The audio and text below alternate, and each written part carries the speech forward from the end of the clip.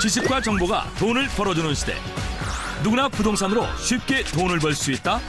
부동산으로 돈 번 이야기. 당신도 부자가 될 기회가 있습니다. 부동산 투자의 최강 마스터들이 족집게처럼 콕콕 찍어주는 부동산 정보. 경매, 신축, 리모델링, 매물 추천. 누구나 쉽게 시작할 수 있는 스마트한 부동산 투자. 당신을 부자로 만들어줄 부동산 스토리. SBS CNBC 부스에서 확인하세요. 그러니까 SBS CNBC 부동산 스토리의 수익형 부동산 TV 김호 마스터입니다. 저희 수익형 부동산 TV를 시청해 주시는 애청자 여러분께 감사 인사 말씀을 드립니다. 수익형 부동산 현장이 정답이다. 현장에서 정답을 찾는 수익형 부동산. 수익형 부동산 실전 고수들과 함께하는 방송. 보시면 돈이 되는 방송, 안 보시면 돈을 버리는 방송입니다. 자, 오늘 2018년 3월 14일 화이트데이입니다. 오늘은 우리 수익형 부동산 TV가 지난 방송과는 좀 달리하여 메인 타이틀이 좀 굉장히 색다르고 아주 혁신적입니다. 바로 오늘 소개드리는 수익형 투자 상품 자체가 차별성이 있고 수익률과 안정성 면에서 상당히 혁신적인 상품이기 때문입니다. 자, 그럼 아시는 분은 다 아시는 젊은 투자 상품, 수익형 부동산에 떠오르는 아이돌, 김포 지식산업센터, 구체적으로 경동 미르웰 이번에 분양을 준비 중인 현장입니다. 자, 오늘 한번 이 상품에 대해서 속속들이 한번 확인해 보고자 합니다. 부동산 투자 전문 컨설팅 기업 투자의 신 투자의 코리아 전문 부동산 컨설턴트 신혜선 팀장님을 모셨습니다. 안녕하십니까? 네. 그리고 오늘 현장 전문가 수익형 부동산 투자 시장의 아이돌 좀 어색하죠? 젊은 상품을 소개해 주실 젊은 고수 경동 뮤럴시티 이준석 차장님을 모셨습니다. 안녕하십니까? 안녕하세요. 네. 신혜선 팀장님은 저희 방송 첫 회부터 계속 모셔서 이 자리에 함께 하셔서 좀 인지도가 좀 나름 있으신데 오늘 처음 화면으로 만나볼 우리 경동 뮤럴 시티 이준석 차장님 시청자 여러분께 자기소개 간단히 한번 부탁드릴까요? 아, 그래요? 예, 그 얘기하고 싶었어요. 아니 우리가 모시는 패널들은 항상 그렇죠. 미남이야. 항상 미남이시고 항상 그 뭔가 굉장히 젊은 피들이 많아요, 그죠? 맞아요. 차장 소개 좀. 네, 예. 간단하게 해주세요. 네. 저 경동 미르웰시티 이준석 차장입니다. 네, 아주 간단합니다. 어쨌든 오늘 날씨가 확 풀렸습니다. 아까 뭐 신 팀장님 말씀 들어보니까 뭐 대전 쪽에는 뭐 23도까지 올랐다고 해서 제 옷에도 봄이 느껴지잖아요. 아, 예, 죄송합니다. 오늘 멘트를 하나 빼먹었습니다. 우리 미인. 봄 냄새가 아주 풀풀 나는 신혜선 팀장님. 봄 분위기를 좀 전해드려보고 싶었어요. 그래서 항상 이렇게 자켓을 입고 그런 모습만 보여드리고 싶었지만 오늘은 좀 이렇게 샤랄라하고 샤방샤방하고 좀 이런 모습을 보여드리고 싶어서 오늘 꽃 원피스를 입고 왔는데 어떻게 오늘 좀 봄 분위기가 느껴지시나요? 네.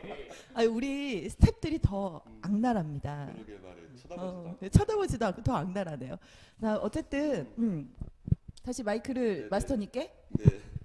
자, 그동안 참 저희가 이제 방송 한 주를 쉬었다고 말씀을 드렸는데요.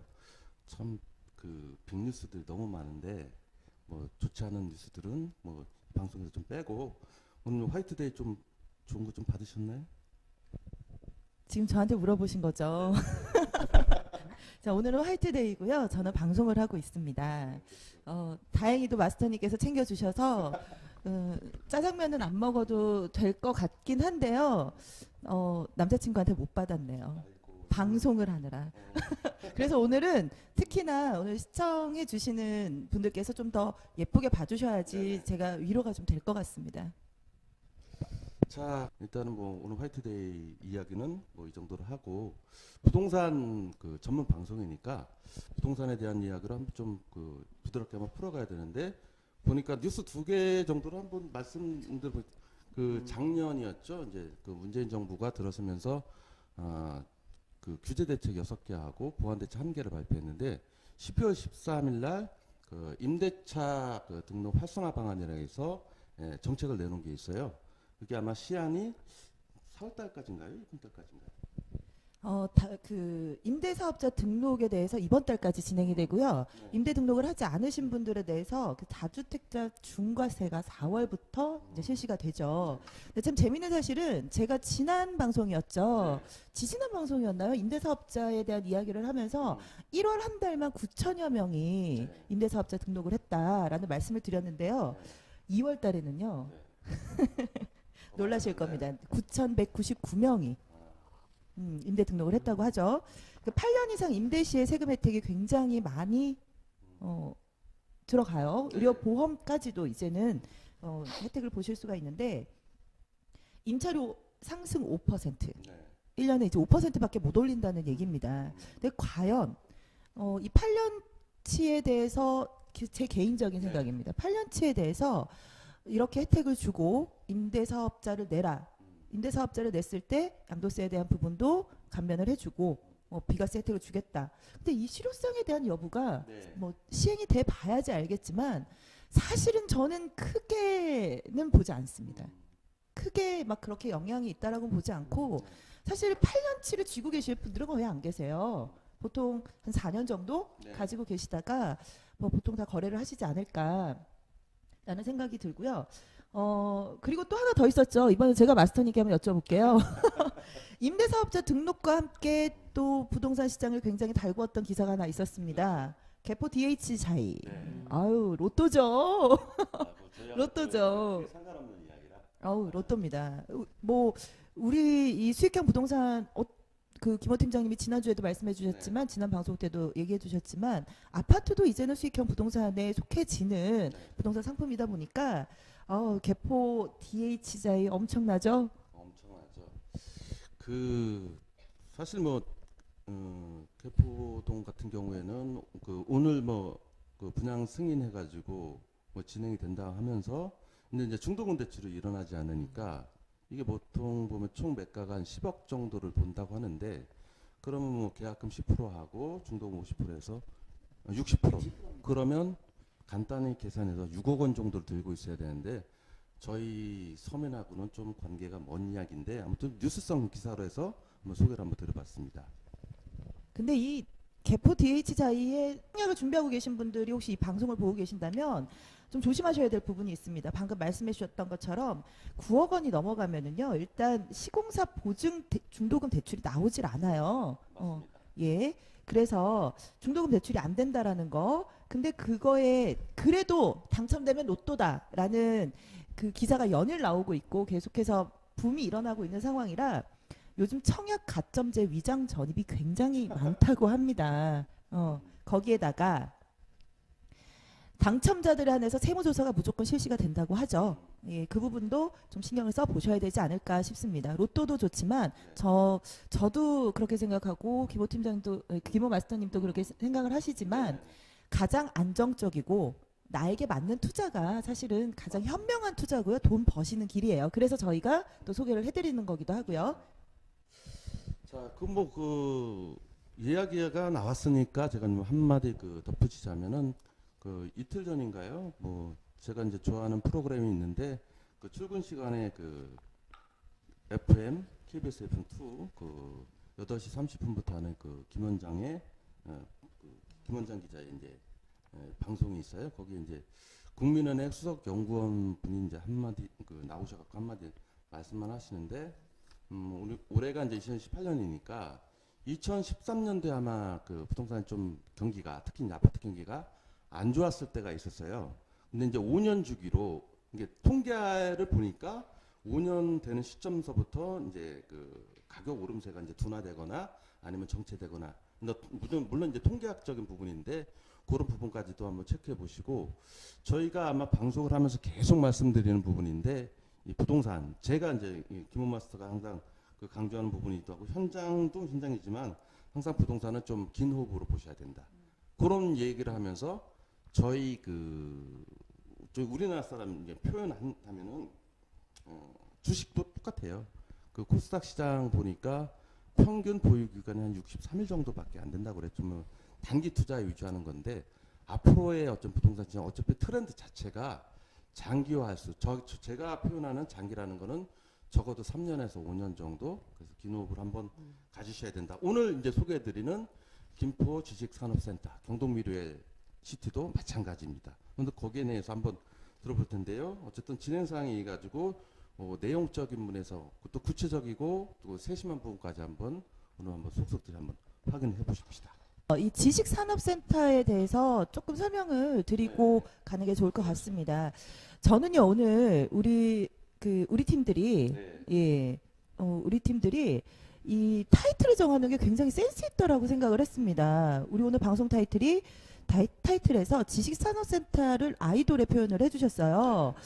근데 아이돌이라는 어원을 먼저 좀 살펴보면은요, 흠모받거나 존경의 대상, 다른 말로 우상이죠. 사실 근데 요즘은 또 워낙 잘생기고 핫하고 뭐 그런 남자 그룹들을 향해서 아이돌이라는 표현을 많이 쓰는데요. 그래서 이 지식산업센터가 지산이라고 표현을 하는데, 이 지식산업센터가 수익형 부동산 시장에서는 아이돌이 아닐까 뭐 이런 생각이 듭니다. 특히나 파리 대책 이후에 수익형 부동산에 관심이 있으신 분들은 더 많은 관심을 보이셨을 거라고 생각이 드는데요. 부동산 대책을 다 피해간 수익형 부동산이 또 이 지식산업센터입니다. 그래서요.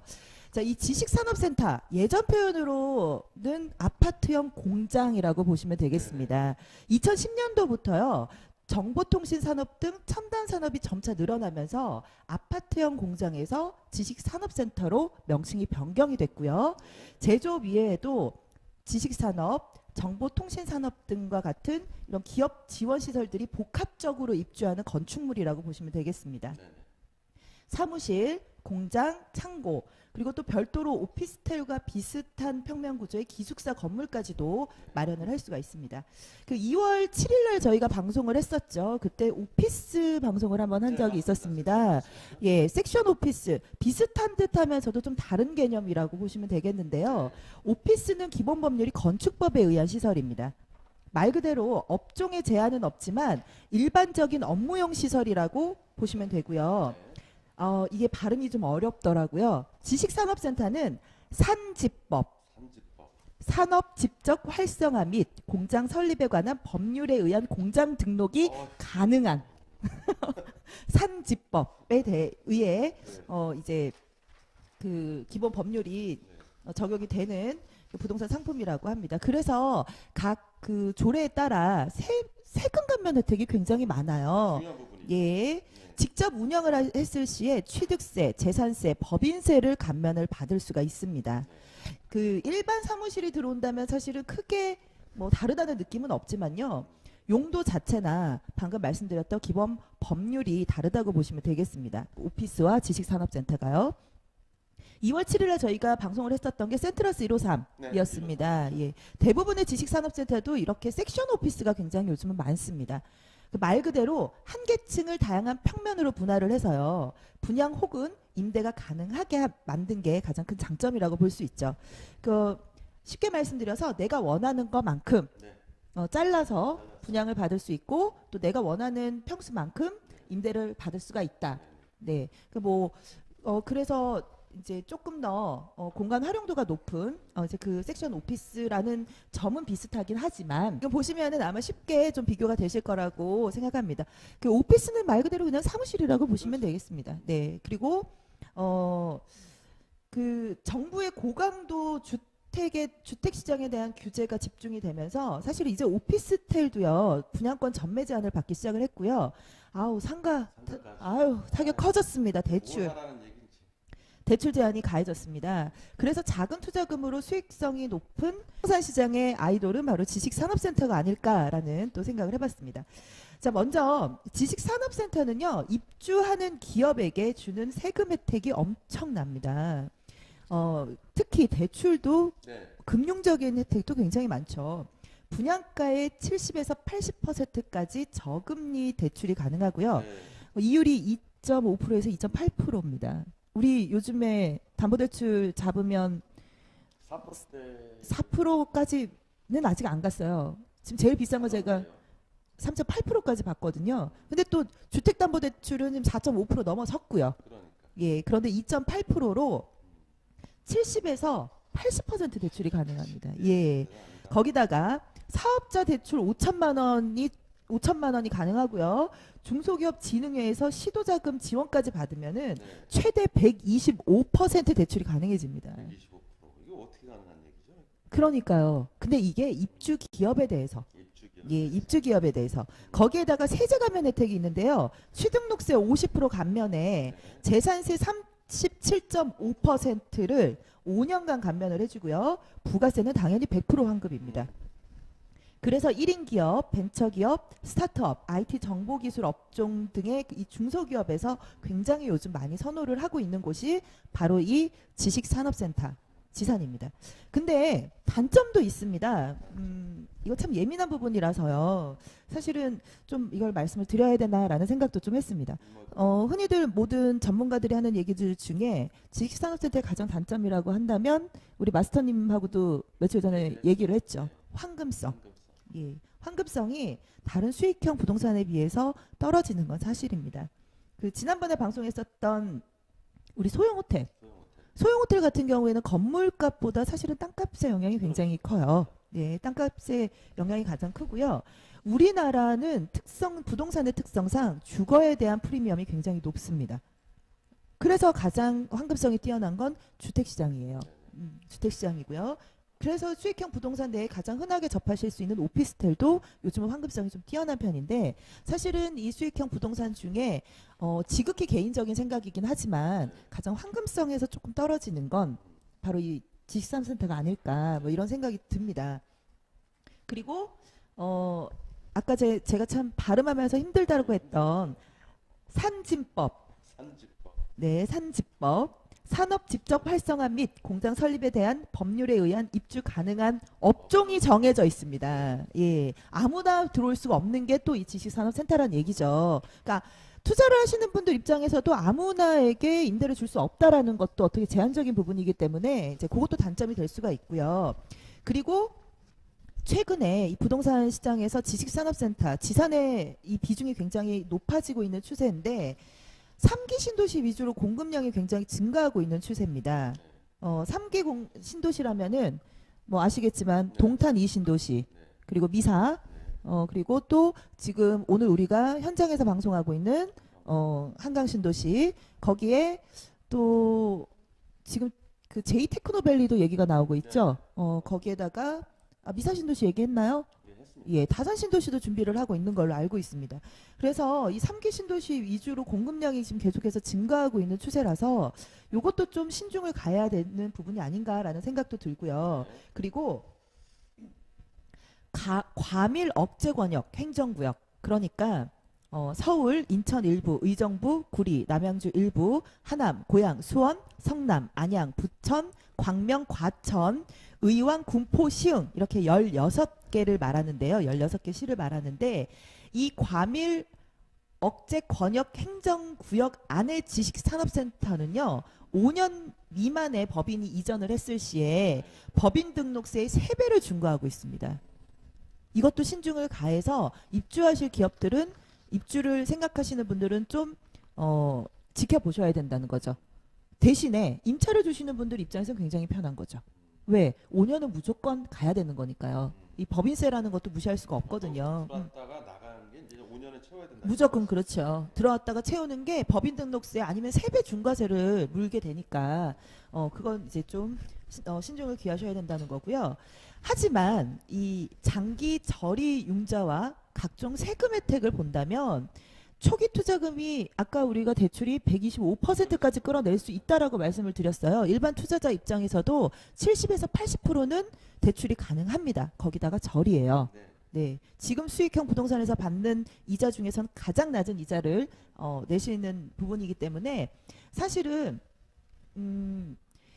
그 초기 투자금이 적으면서 수익률이 평균 10% 이상이 나오는 굉장히 매력적인 부동산 상품이다 보니까 그 반드시 공실이 없을 거라는 이제 그런 기대감을 가지고 무리하게 대출을 이끌어서 투자를 하신다면 큰 리스크가 날 수도 있다라는 것도 좀 신중하게 생각을 하셔서 투자를 하셔야 된다는 게 저의 가장 그 큰 생각이고요. 꼭 기억해 주셨으면 좋겠어요. 대출이 굉장히 원활하게 나오고 또 더더군다나 기업에 나오는 대출이기 때문에 사실은 그 굉장히 그 기업에 대한 임대에 대한 이미지가 있기 때문에 굉장히 그 투자를 하시는 분들한테 대출이 잘 나가는 상품이 이 지식산업센터거든요.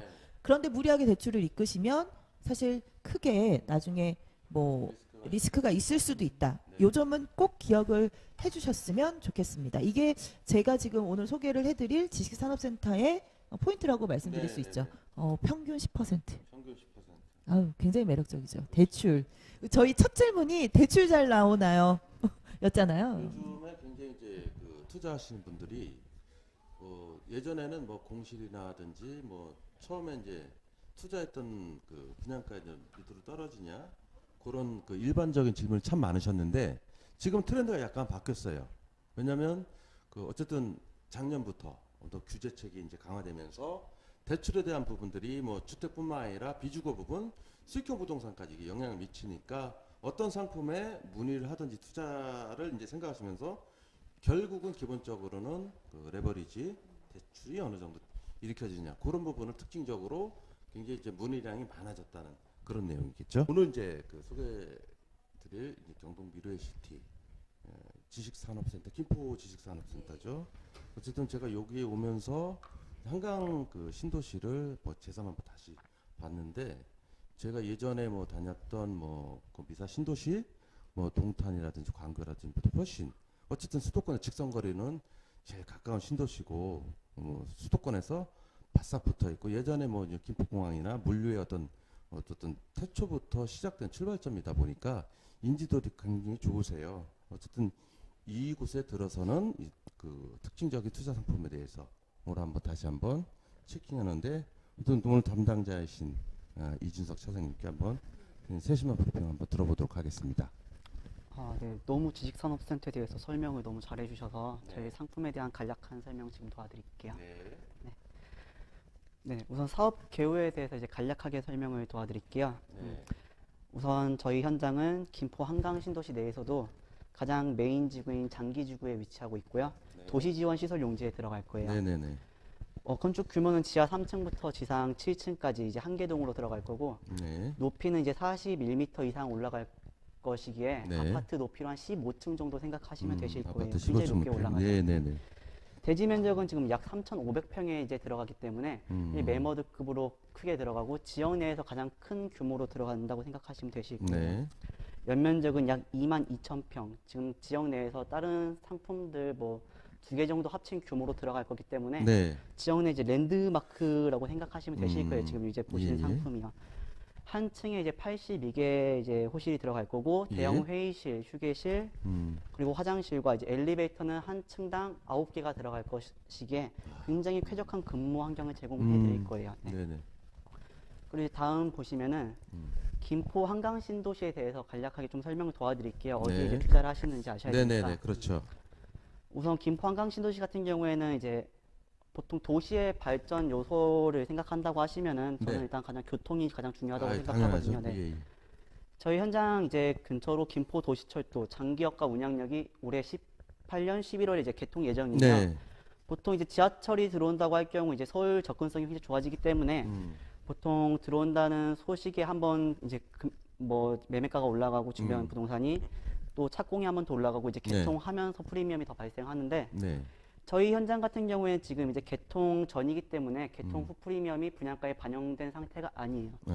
그렇기 때문에 우리가 지금 좀 저렴한 분양가에 분양을 시작하고 있고 또 김포 도시철도와 인천 지하철 2호선이 연결이 확정되었기 때문에 인천으로의 접근성도 지금 훨씬 더 좋아지고 있고 네네. 인구 유입이 지금 충분히 가능한 상황이죠. 출퇴근이 가능해지기 때문에. 예.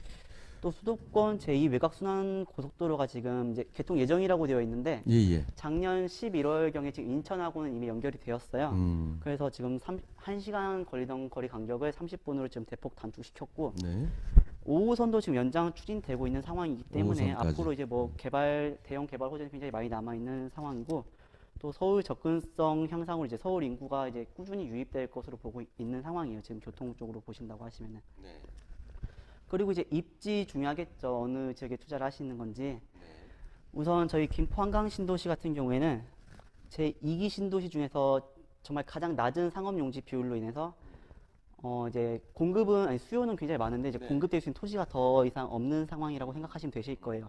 다른 뭐 타 지역 아까 말씀하셨지만 공급 과잉이라고도 말씀하셨는데 저희 김포 한강 신도시 같은 경우에 이제 지금 6개 정도 분양되고 있고 그 후에 더 이상 들어올 수 있는 자리가 없기 때문에 그냥 적절한 이제 수량이 공급되어 있고 또 KB 통합 전산센터가 이제 저희 현장 부지 부근 인근에 들어오기 때문에 뭐 수요라든지 아니면 이제 대기업이 들어옴으로써 이제 발전하는 기대 효과까지 이제 생각하셔도 되실 거예요. 그리고 뭐 신도시 내에 지금 거의 없는 산업단지 형성으로 지금 기존에 있던 이제 공장 단지와는 좀 차별화를 두어서 굉장히 저희는 이제 내근직 이제 사무실들이 많이 들어갈 거라고 생각하시면 되실 거예요. 저희 상품은 이제 기존에 뭐 제조 중심의 아파트형 공장이 아니고 이제 IT 산업에 이제 기반을 둔 이제 4차 산업혁명을 대비한 이제 사무실들이 입점한다고 생각하시면 되실 거예요. 또 사실상 이제 서울 생활권으로 인식이 많이 바뀌었기 때문에 지금 강서구라든지 마곡 쪽에서도 굉장히 많이 인구가 유입되고 있는 지역이고요. 네. 그리고 이제 수요 중요하겠죠. 수익형 상품 투자하시면서. 중요하죠. 네. 지금 일단 김포 내에 이제 17개소의 산업단지가 지금 이제 산재되어 있고 933개의 기업이 지금 입주를 한 상태예요. 그리고 김포 골드밸리라든지 이제 하군 2, 3, 4 양촌 산업단지 등 계속 조성이 되고 있고 굉장히 풍부한 이제 주거 배우 수요 이제 KB 통합 전산센터는 좀 이따 다시 설명 한번 드릴게요. 사실 저희 현장을 이제 투자하시면서 가장 많은 분들이 결정하시는 요소 중 한 개가 이제 KB 전산센터 입주거든요. 네, 그 부분 다시 좀 이따 설명 한번 도와드릴게요. 네. 다음으로 이제 저희 현장 이제 위치에 대해서 설명을 도와드릴게요.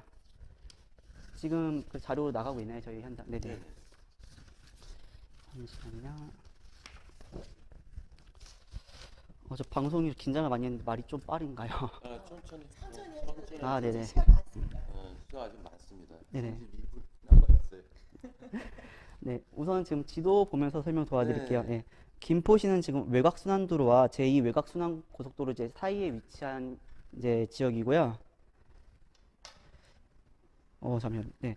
그리고 작년 11월경 지금 김포 도시철 이제 제2 외곽순환고속도로가 이제 인천 지역과 연결이 되면서 아까 말씀드렸다시피 1시간 거리를 지금 30분까지 대폭 이제 시간을 감소시켰고 지금 1조 5천억 원 이상이 투입된 김포 도시철도는 올해 11월에 개통 예정으로 김포 양촌역에서 출발하는데 장기역에서는 김포공항역까지 20분 안에 이제 도달하게 되고 공항철도와 지하철 5호선, 9호선 환승으로 인해서 광화문, 서울역, 강남으로 지금 빠르게 도달할 수 있는 이제 도시철도가 이제 곧 개통이 될 거예요.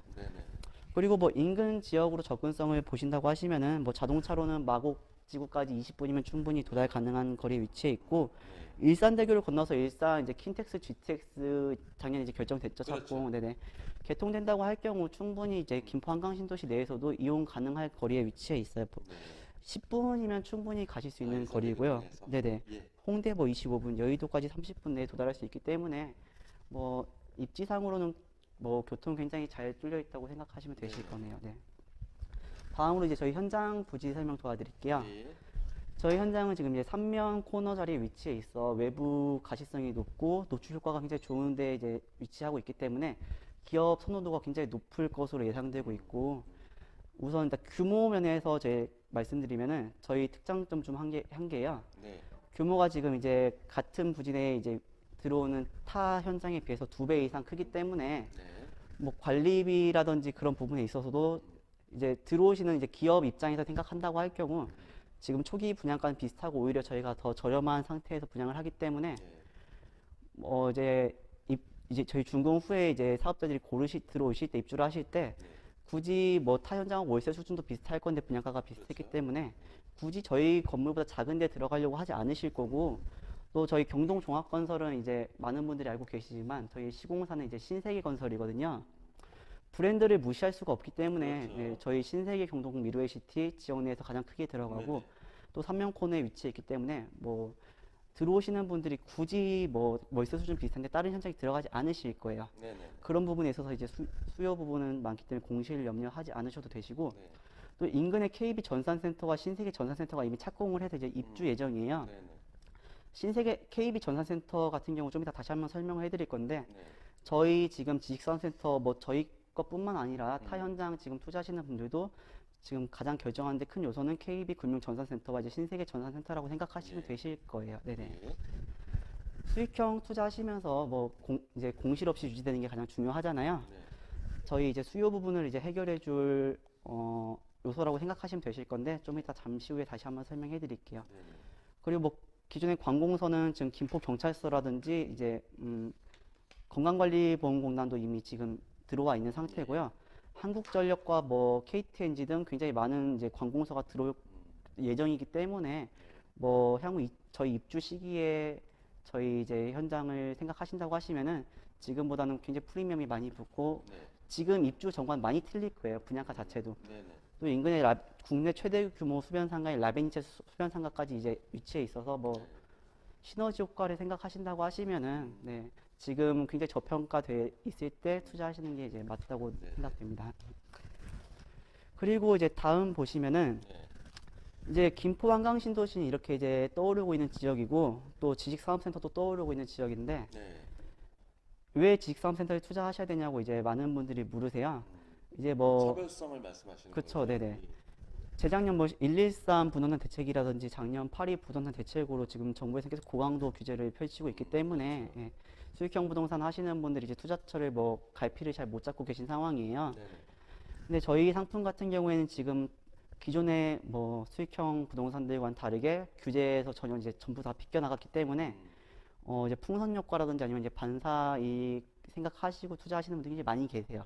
수익률도 굉장히 높고 규제가 없기 때문에 굉장히 지금 많은 투자자분들이 이제 저희 상품을 눈여겨보고 계시고 그리고 그 다음으로는 이제 수요가 가장 중요하죠. 언제나 말씀드렸다시피 굉장히 중요하죠. 네. 이제 수익형 부동산 투자하면서 수요 없이 운영하시는 게 이제 가장 궁극적인 목표이기도 하고 공실이 발생하게 될 경우 아까 말씀하셨다시피 저희 상품 같은 경우는 대출 비중이 높기 때문에 이제 공실이 발생하면 안 되겠지만 공실이 발생한다고 하면 리스크가 존재할 수 있어요. 근데 저희 상품 같은 경우 이제 투자하시는 분들도 이제 다 결정하시고 오시는 게 수요 부분에 있어서 공실 염려 크게 하지 않으시거든요. 가장 큰 이유는 저 이제 KB 전산센터가 이제 저희 현장 부근에 이제 입점을 할 거예요. 이미 착공을 시작해서 이제 착공해서 공사 중이고 내후년 정도에 입주를 할 건데 KB 전산센터가 들어온다고 해서 사람들은 뭐 한두 가지 계열사만 들어온다고 생각하시는 분들이 많이 계시는데 자료에 보이시는 것처럼 KB 국민은행, 손해보험, 현대증권, 뭐 국민카드, 자산운용, 캐피탈 등 모든 계열사가 다 들어오는 거예요. 전산센터가 들어오면 일단 이 대기업이 들어오는 것만으로도 지역 발전을 이제 생각하실 수 있겠지만 전산센터 특성상 24시간 이제 상시 10분 거리 이내에 유지 보수를 해줘야 되는 관리 업체가 들어와야 되기 때문에 저희 KB 전산센터 한 개만 들어온다고 하더라도 유지 보수 업체가 927개 정도 들어온다고 생각하시면 되실 거예요. 그리고 거기에 신세계 전산센터도 들어오기 때문에 이 두 가지만으로도 저희 인근 수요 다 지금 이제 충족할 거라고 보고 있고 그 중에서도 특색 없는 다른 타 현장보다도 저희 신세계 경동종합건설이 이제 시행하는 저희 경동 미래의 시티를 선택할 것으로 보이기에 공실 염려는 크게 하지 않으셔도 되실 거예요.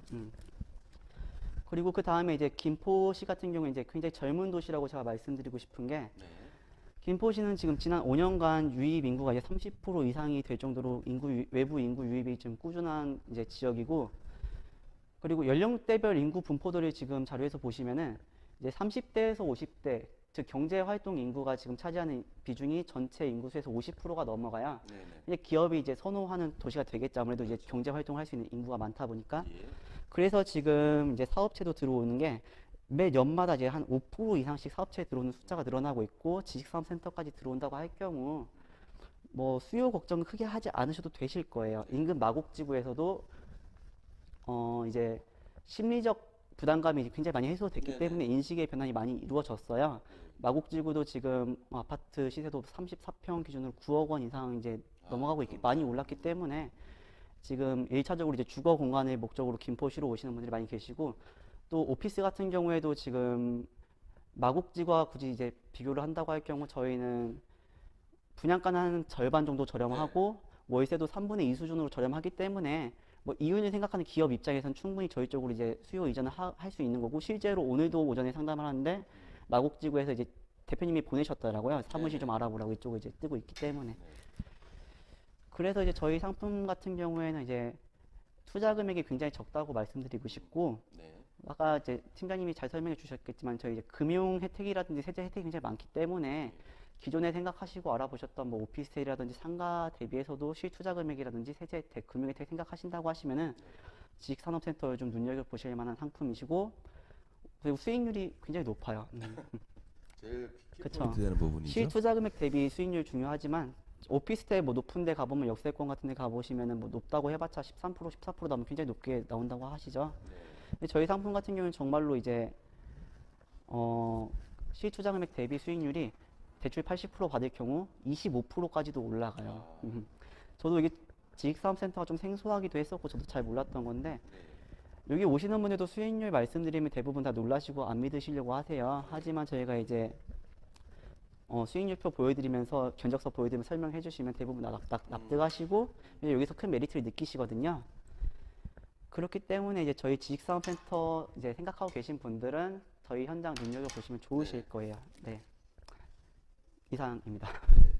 제가 이게 우리 경동미로의 시티 이준석 차장님이 이제 프리뷰를 듣다 보니까 간단한 예전에 에피소드가 하나 떠올라서 소개해드리고자 합니다. 저도 이제 이쪽 현장에서 이제 여러 군데를 중에서 이제 가장 인상 깊었던 데가 이제 미사신도시였어요. 미사신도시가 마곡지구에도 마찬가지. 마곡지구가 2014, 15년도에 오피스텔 들어간 게 이제 거의 한 14,000실. 근데 그 해에 서울시내 공급되는 게 21,000개였어요. 그렇기 때문에 거의 70% 가까이가 이제 들어간 형태고, 뭐 미사도 마찬가지고. 근데 이제 이제 투자 고객들이 와가지고 하시는 말씀이 이렇게 많은데, 이렇게 많은데, 저렇게 많이 짓는데 공실 안 나겠냐? 물론 공실이 날 수도 있습니다. 근데 제가 분명히 말씀드리는 거는 이 공실률이라는 거는 절대적 공실률과 상대적 공실률이 있어요. 뭐 절대적 공실률 같은 경우는 이야기가 좀 그렇지만 군산이나 이런 사업체 전체가 없어져서 임대가를 좀 낮춘다고 해도 해결이 안 나는 그런 공실률이 이제 절대적 공실률이라 하고, 상대적 공실률은 임대가를 좀 낮추거나 아니면은 시간이 지나면 해결되는 그런 지역을 이제 상대적 공실률 지역이라 하는데, 대표적으로 왜 이런 얘기를 말씀드리냐면은 또 중요한 얘기 하셨어요. 뭐 투자가들이 아니면 이제 입주자들이 들어왔을 때 어디를 먼저 보느냐. 아까 보면 코너 각지. 저희 부동산 보시는 분들이 가장 좋아하는 입지가 코너 각지입니다. 접근성이나 뭐 시인성, 가시성 이런 부분 때문에 그렇고요. 또 브랜드가 있다는 거. 아까 호실이 많다는 거는 규모의 경제 때문에, 규모의 경제에서 뭐 어차피 절대적으로 나오는 관리비가 있는데 그걸 n분의 1을 하면 가장 작은 관리비, 이걸 경제 활동을 하는 경제 주체들한테 굉장히 중요한 부분이죠. 아무튼 좀 제가 얘기가 길었는데 다음에는 요 부분에 대해서 우리 좀 신혜선 팀장님 또 날카로운 질문 한번 들어보도록 하겠습니다. 긴장하시네요. 지금. 네, 지금부터 긴장하시네요. 물 막 드시고요. 자, 하나 더 말씀드리면은요. 아까 오피스와 지식산업센터의 차이점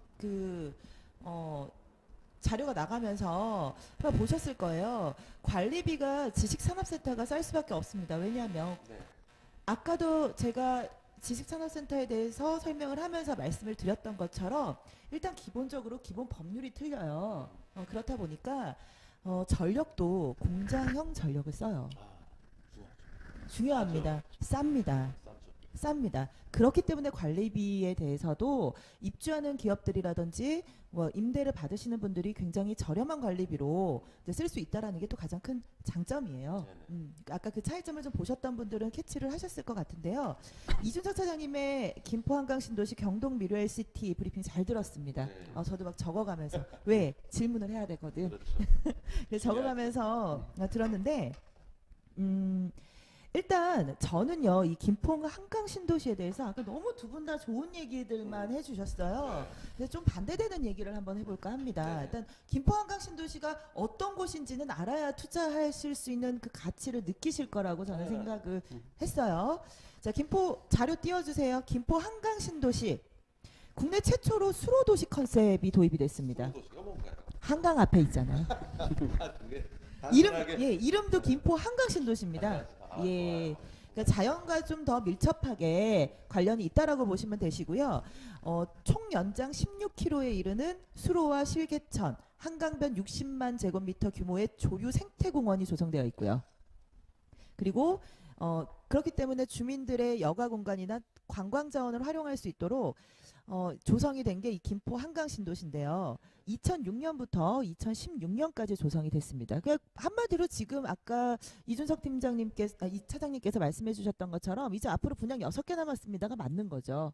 분양 6개 진행 중입니다가 맞는 거죠. 왜? 이미 다 끝난 이제 완료가 돼서 이제 커지고 있는 신도시라고 보시면 됩니다. 총 108만 제곱미터, 32만 6,700평이에요. 15만 명을 수용하는 대규모 신도시입니다.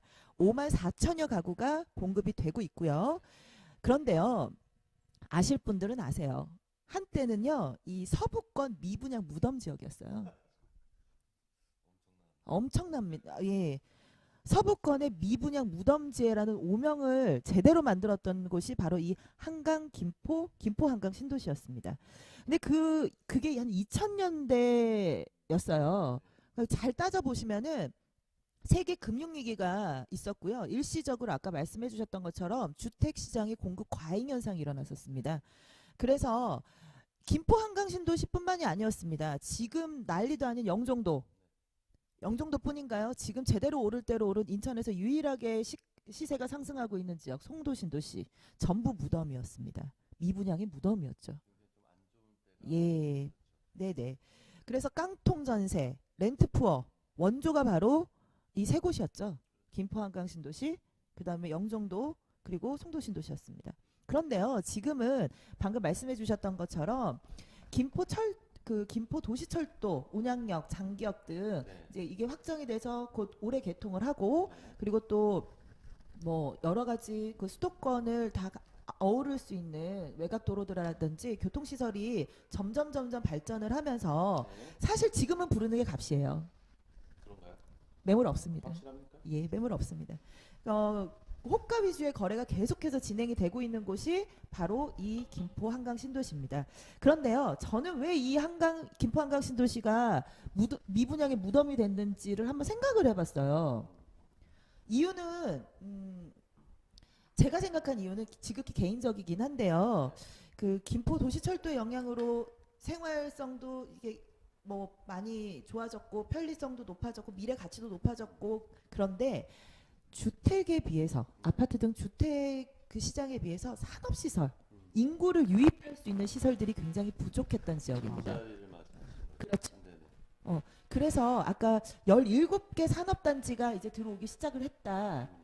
지금 조성이 되고 있기 때문에 사실상 더 많이 뜨고 있는, 더 많이 주목을 받는 곳이 바로 이 한강 김포 신도시죠. 서울과 가까운 서울에 속하는 마곡 같은 경우에는 서울 접근 지역이기 때문에 당연했던 거예요. 예, 당연했던 건데 김포 한강 신도시 같은 경우에는 오히려 어떤 분들은 마곡이 자리를 잡기 시작을 하면서 이제 그게 퍼져나간다라고 판단을 하시는 전문가님도 계십니다. 근데 제가 생각하는 건 산업시설의 부족이었어요. 산업시설의 부족. 그래서요. 아마 한때 김포 한강 신도시 투자하셨다가 정말 낭패 보셨다라고 생각하셨던 분들 많으셨을 겁니다. 근데 지금 그분들 땅치고 후회하세요. 그래서 저도 마찬가지 생각이고요. 우리 아까 김호 마스터님도 말씀하셨지만 특히나 신도시 투자는 조금 더 긴 호흡으로 보셔야 된다는 거예요. 예, 조금 더 긴 호흡으로 보시면 충분히 메리트 있는 투자가 되실 겁니다. 특히 그 요즘에 이렇기 때문에 신도시들이 형성이 되면서 그 각 시조례에서 각 시에서 이 산업시설들을 굉장히 유치를 하기 위해서 많은 노력들을 하고 있어요. 그렇기 때문에 지식산업센터가 파리 대책도 다 피해갔고 대출 규제도 받지 않고 수익성도 굉장히 높은 그런 부동산의 아이돌. 예, 그 상품이기 때문에 지식산업센터에 대한 열기가 점점 올라가고 있는데요.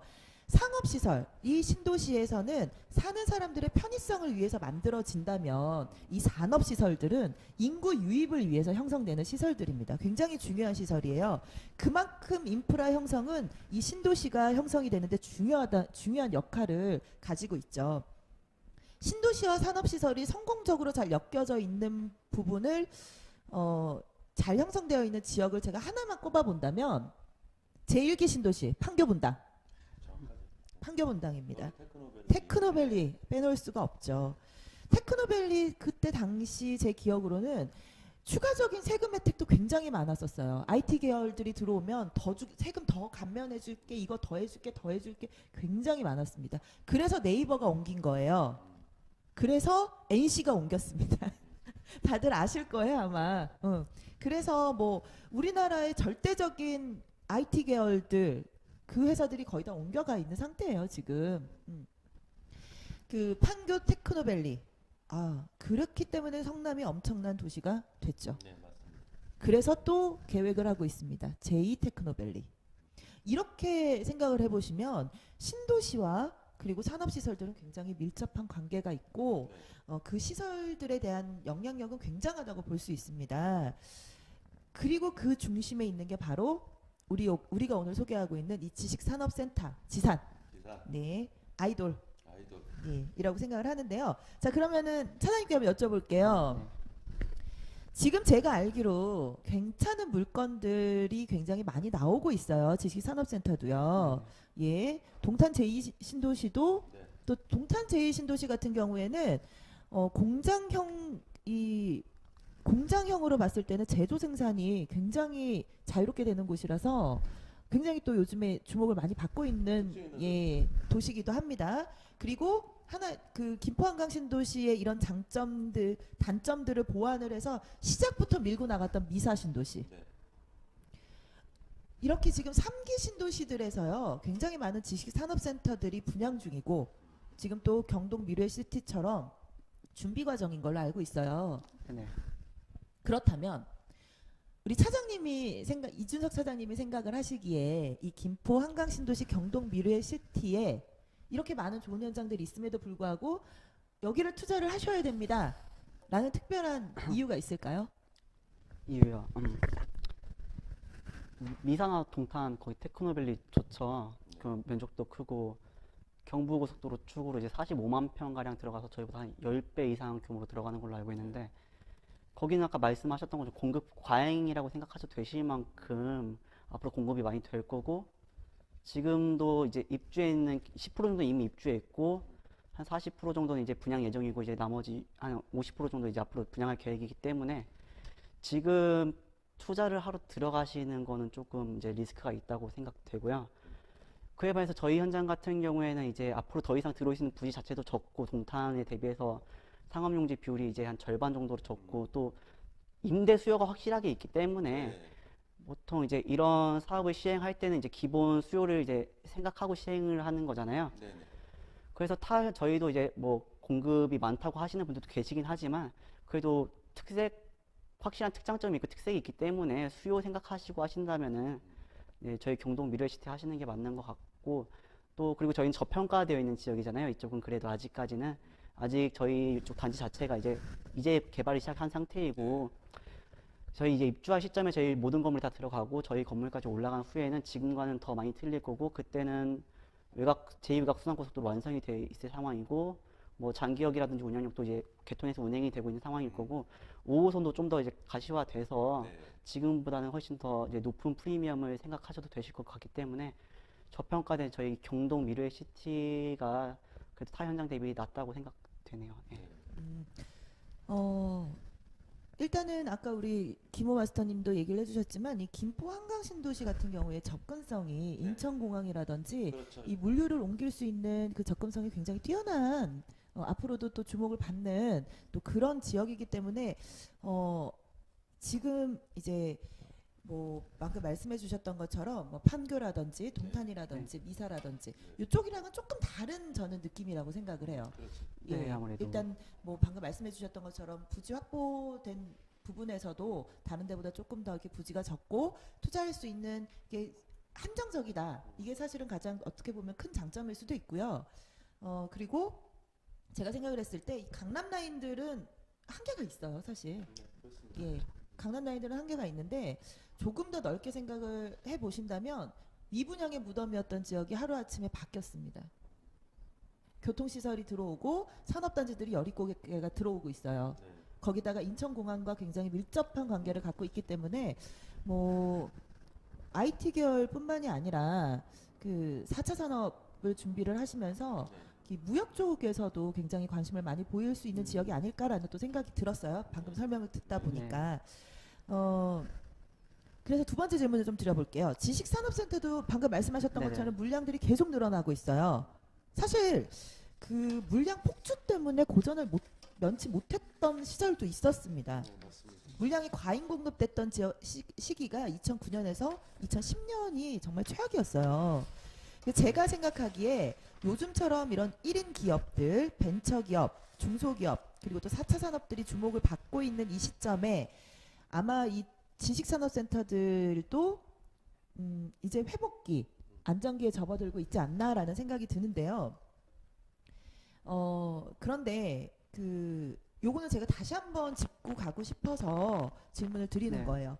그 지식산업센터에 직접 입주를 원하는 기업도 있습니다. 그런데 요즘에 그 파리 대책 이후로 사실은 그 부동산에 투자를 하고 싶어 하시는 분들의 그 돈들이 갈 때를 방향성을 잃어버린 시점이에요. 그래서 지금 저희가 계속해서 많은 물건들이라든지 많은 상품들을 소개를 해드리고 있는 거고요.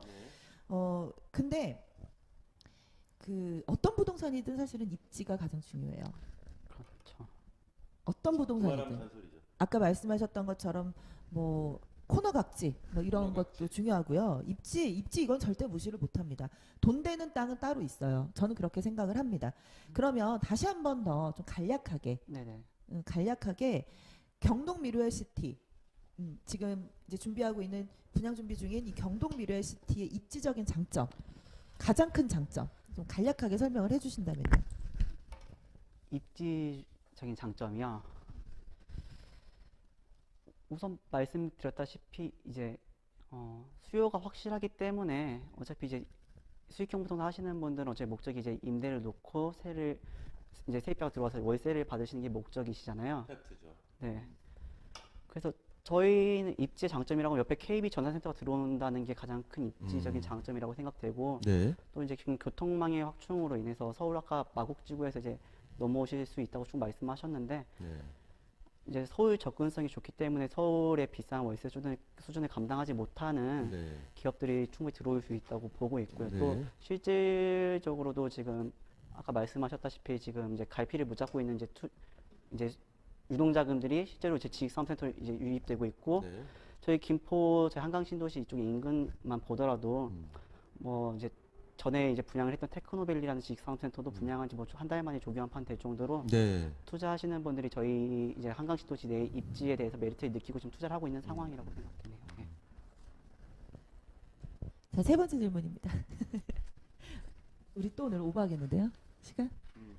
오버헤드 정확하게 그렇죠. 전달하는 게 저희 목적이니까. 제 주변에 많은 이 지식산업센터라든지 또 혹시 이 수익형 부동산 혹은 또 부동산의 그 전문가분들께 오늘 사실은 좀 여쭤봤어요. 네. 지식산업센터 이렇게 우리가 생각을 했을 때는 사실 단점이 크게 보이지 않습니다. 그렇기 때문에 저도 단점을 아까 제가 말씀드렸던 것처럼 뭐 이 업종이 제한이 되어 있고 네. 뭐 이런 부분들 이건 정말 사실은 찾아야 나오는 것들이에요. 세금 혜택이라든지 대출 부분이 워낙 크다 보니까 수익형 부동산은 제가 항상 말씀드리잖아요. 내 돈 최대한 안 쓰고 많은 수익을 남기는 게 가장 좋다고. 그렇죠. 가장 좋은 그 방법이라고. 그래서 요즘 특히나 또 지식산업센터 분양 소식이 많이 들려오고 있고 그 많은 현장들 중에 저희가 오늘 여기를 찾아온 이유는 또 특별한 이유가 있기 때문에 찾아온 거죠.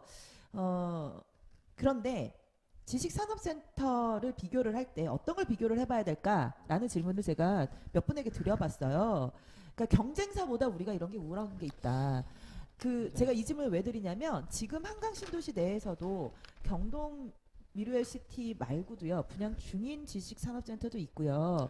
지금 경동 미르웰시티처럼 분양 준비 중인 그 시설이 제가 알기로 한 6개, 5개 정도 있는 걸로 알고 있습니다. 그래서 일단 우리가 이거 더 우월해. 이게 더 좋아 우리. 중요합니다. 예, 오늘 중요합니다. 그 아까 브리핑 과정에서도 충분히 말씀을 해주셨지만 한 번 더 짚어주시고요. 자, 그리고 사실 지식산업센터를 볼 때요, 좀 넓게 본다면은 아까 이제 지금 4차 산업이라든지 IT 계열들이라든지 그 오피스 개념으로 사무실 네. 뭐 이런 게 굉장히 많이 아까 그 어느 분께서 저기 저쪽에 어디 미인분이 한 분 앉아 계시는데 아 우리는 여기 한강 김포 신도시내 테헤란로라고 생각해요. 라는 표현이 정확하다고 저는 생각을 해요, 사실. 그런데 사실 제조와 생산을 빼놓을 수는 없어요. 그렇죠. 제조와 생산을 빼놓을 수 없어요. 제조와 생산 같은 말 아닙니까? 아닙니다. 틀립니다. 네, 맞습니다. 제조와 생산이 저도 조금 헷갈리는 부분인데 아까 전에 정확하게 설명을 좀 들었어요. 예를 들어서 네. 커피를 볶으면 네. 안 됩니다. 근데 포장은 가능해요.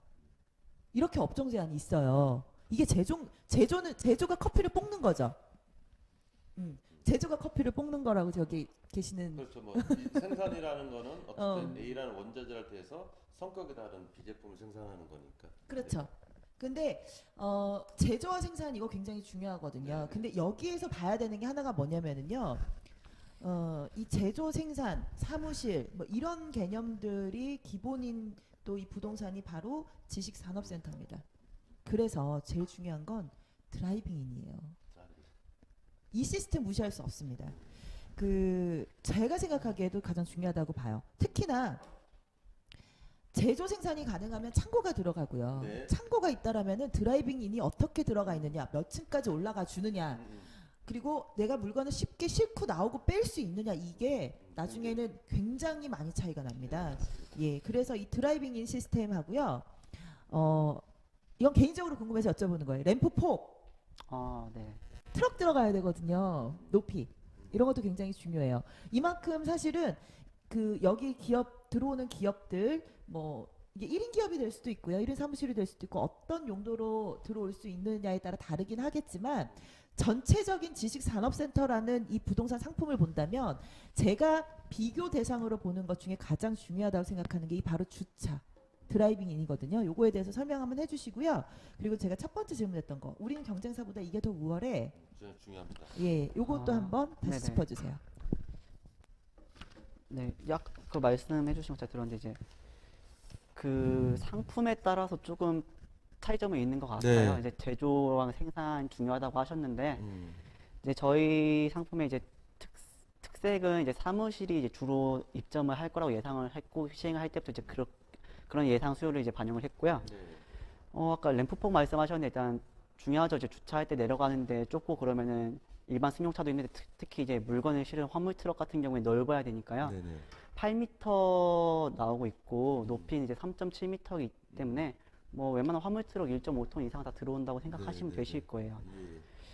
그리고 뭐 타 현장 대비해서 이거는 좋다 말씀드린다고 하면은 우선 아까도 여러 번 말씀드렸다시피 지역 내에서 최대 규모 2배 이상 크기란 압도적인 크기 자체에서 일단 이제? 그쵸 오시는 게 3,500평의 건물에 한 동이 들어간다고 생각하시면은 느낌이 오실 거예요. 좀 네. 가늠하기도 전 어렵거든요, 사실. 굉장히 높은 건물이 들어올 거고 거기다 이제 브랜드 무시할 수 없기 때문에 신세계라는 이제 건설사가 지은 신세계 경동 미르웰이라는 지역 내에서 가장 큰 규모로 들어가기 때문에 네. 세입자들이 오셔서 굳이 같은 수준의 월세를 내고 다른 데 들어가려고 하지 않으실 것 같고 실제 저희 사무실 쓰러 오시는 분들도 네. 뭐 제조 공장 현장은 이제 기존에 있던 구도심에 이제 산업단지 그대로 두시면서 본사만 이쪽으로 옮기시려는 분들도 많이 계시거든요. 네. 네. 아니면 뭐 바이어가 오신다든지 아니면 뭐 출장 오시는 손님들이 오실 때 네. 뭐 공장 한 켠의 작은 사무실에서 이제 응접하는 것보다도 이렇게 장기동 이제 한강 신도시 내에서 가장 메인 주구에 들어간 장기동에 들어가는 신세계 건설사가 지은 경동 미르웰 시티라는 거를 명함에 넣고 하시기 때문에 네네. 브랜드 무시할 수 없어서 뭐 수요 부분이라든지 그런 부분도 저에게 이제 가장 경쟁력 있다고 됩니다. 네, 어쨌든 그 간략하면서도 그 되게 좀 팩트 있는 부분들 좀 잘 들어봤고요. 자, 우리 이제 방송 시간 이제 거의 넘겼어요. 그 마감하는 면에서 이제 우리 신혜선 팀장님이 총평 한번 좀 짧게 한번 정리해 주시기 바랍니다.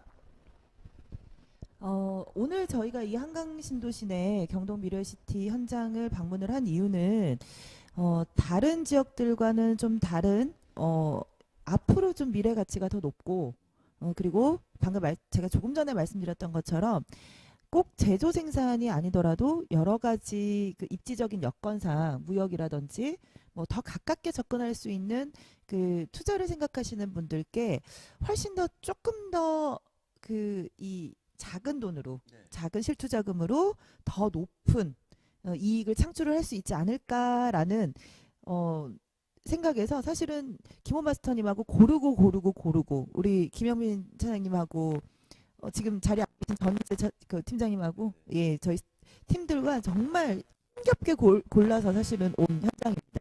지금 분양 만나보실 수 있을 것 같고 혹시라도 궁금한 거 있으시면은 자막 위에 전화번호 나가고 있습니다. 24시간 열려 있습니다. 24시간 안 된다. 아니 우리 김호 마스터님께서 친절하게 아마 상담 도와주실 겁니다. 그 2월 7일 방송이었죠.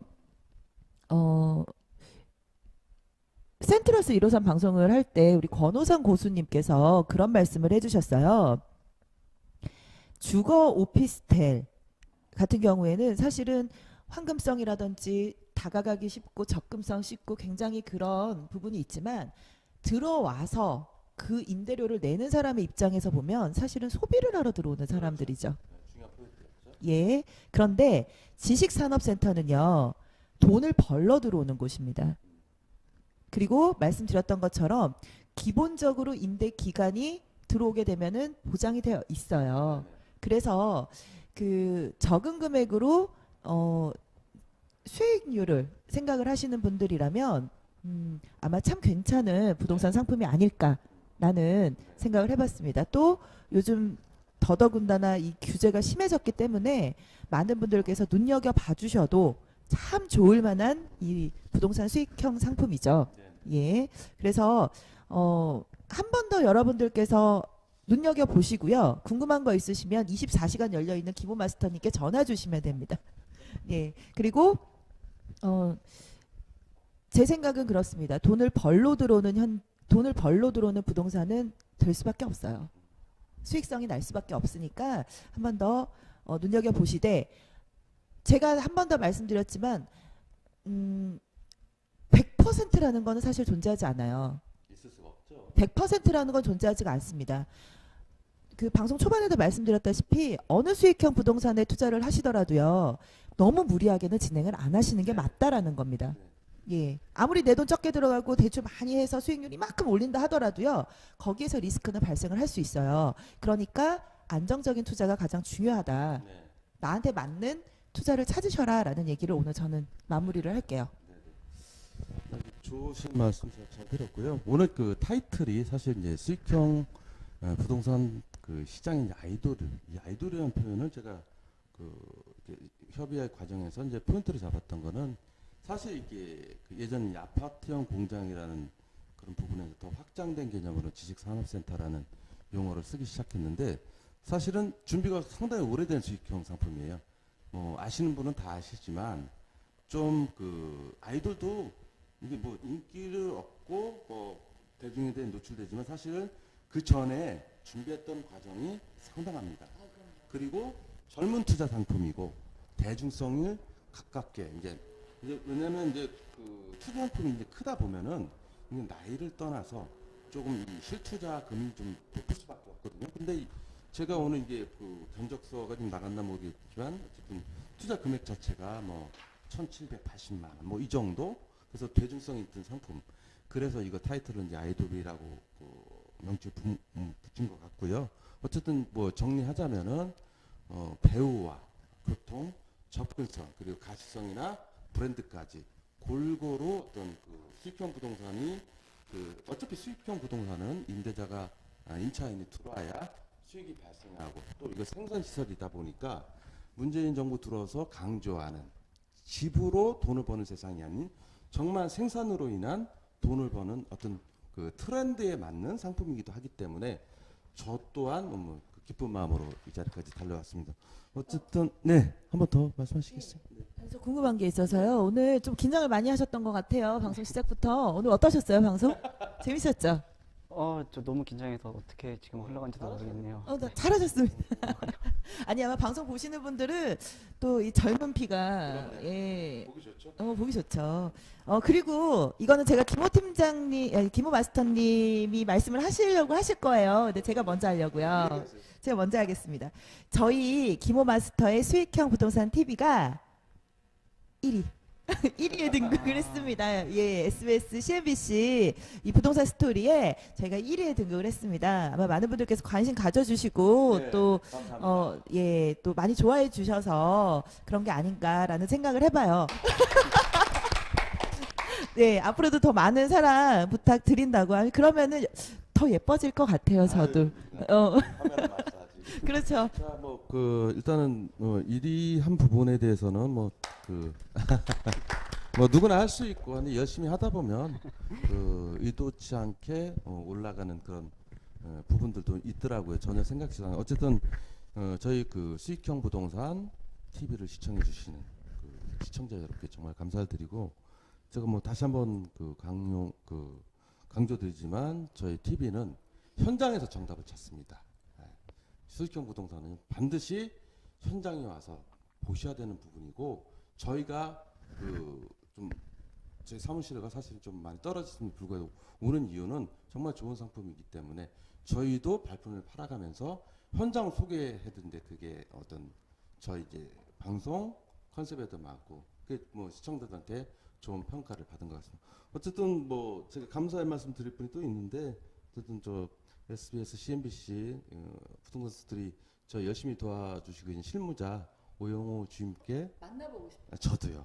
네, 다시 한번. 뵙고 싶습니다. 저는 한번 봤습니다. 그러셨어요? 감사드리고 어쨌든 스태프로 도와주신 우리 이제 지금 이제 어머님 생신 때문에 가신 전혜 팀장님, 그다음에 김용민 차장님, 그리고 권덕교 과장님.